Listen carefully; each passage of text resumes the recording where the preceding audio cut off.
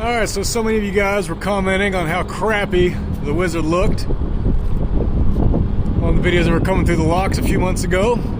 And yeah, they do always look crappy when they come back from the Bering Sea. And then this happens to them. Here she is at Pacific Fisherman's in dry dock, getting her annual maintenance. You can see the new anodes on there on the rudder on the back. Those bright shiny zinc parts. Those are the sacrificial anodes. Nice new coat of paint.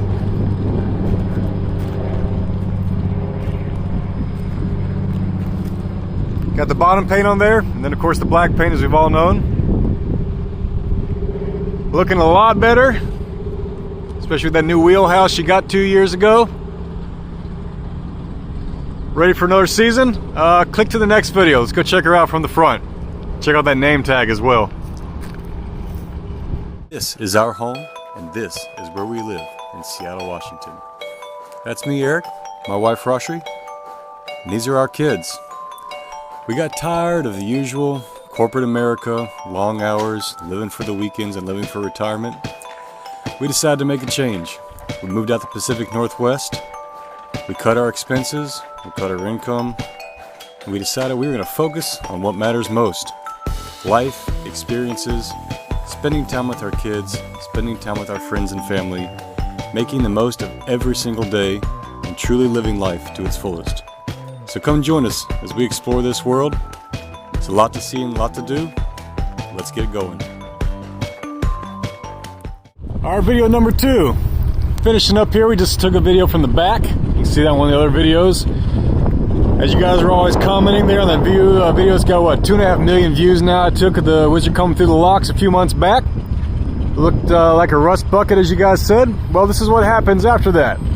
You go to dry dock, and you get your paint job. Do any structural repairs, and I can already see some patches have been done on there. Looks really good. That right there is where your bow thruster is going to come out. Got your bottom paint, black paint. On another video I showed you the sacrificial anodes at the back.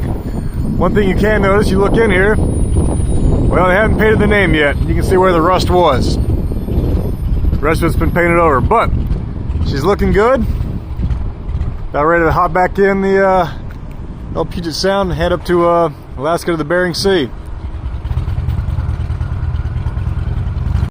Alright, I've backed my car up to the fence here, sitting on the ladder, so you guys can see better look here of the Wizard. This is the third video in this little series here. You guys saw the video I did, got a couple million views. Last year she came through the locks. Everybody wanted to comment what a rust bucket it was, and yeah, she was. She just came off the Bering Sea. That happens. This is steel mixed with salt. But here's what happens in the off season. Here in dry dock at Pacific Fisherman's, you can see, I can see a lot of good patching already. Some new metal in there. Here's your bow thruster. I've got a video, a walkthrough of the inside of the engine compartment. You can see that as well. Big old engine in the front just for a bow thruster. This one sucks in from the bottom. You see the vents, the grates down there in the bottom, and then gets discharged either to the port or starboard side, depending on which way you want that bow thruster to go. So here she is, all new paint. A little bit of patchwork.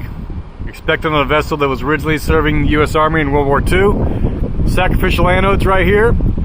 Those are the parts that are designed to degrade in the saltwater. You can see one up here that looks like it's been on for a bit.